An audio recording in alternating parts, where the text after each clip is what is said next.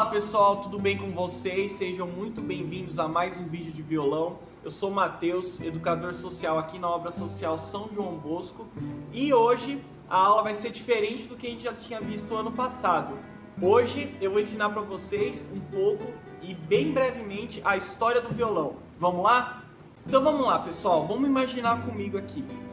Hoje em dia a gente tem um violão com esse aspecto, mas nem sempre o violão tinha essa cara. Imaginem comigo, uma casca de tartaruga, couro de boi e cordas que eram feitas de tripas de carneiro. Isso mesmo, pessoal. Imaginem um violão que tinha mais ou menos esse aspecto. Era disso que os violões de 2000 anos antes de Cristo, lá na Grécia Antiga, eram feitos. Hoje em dia, a grande maioria dos violões são feitos de madeira, mas imagina naquela época que você precisava caçar a tartaruga, caçar o boi, arrancar o couro do boi e ainda ficar arrancando tripa para fazer de corda. Então, agradeçam que hoje em dia é muito mais fácil tocar violão. Esse instrumento, que muitas vezes era feito de partes de animais, muitos povos chamavam ele de cheles. E conforme ele foi se desenvolvendo, chegou a ser chamado até de lira. Os persas chamavam ele de citarra ou citarra. E depois também de muito desenvolvimento, acabou sendo chamado de guitarra. Como eu disse, os persas chamavam esse instrumento rústico de guitarra. Vocês conseguem escutar esse som e ver se tem alguma semelhança com o que a gente já tem hoje em dia? Guitarra para guitarra, fica aí que logo mais eu chego nessa parte. Por algum tempo, esse instrumento começou a ser chamado de guitarra romana. Foi muito comum na época do Império dos Cesários usarem esse nome. Mas esse instrumento acabou desaparecendo conforme foi tendo a decadência do Império Romano. Mas esse instrumento não desapareceu por completo. Ele ressurgiu na Arábia do século VIII, muito parecido com o violão que a gente tem hoje em dia. Mas ele tinha um formato de pera numa caixa com ressonância.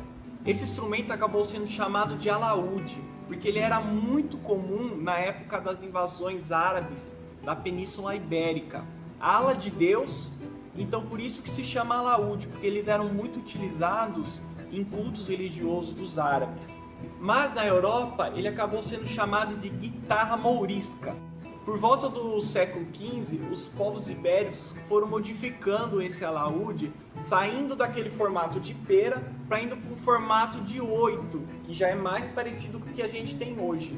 Então na Espanha, comumente se falava de vihuela, e em Portugal, o famoso viola, que a gente conhece hoje em dia.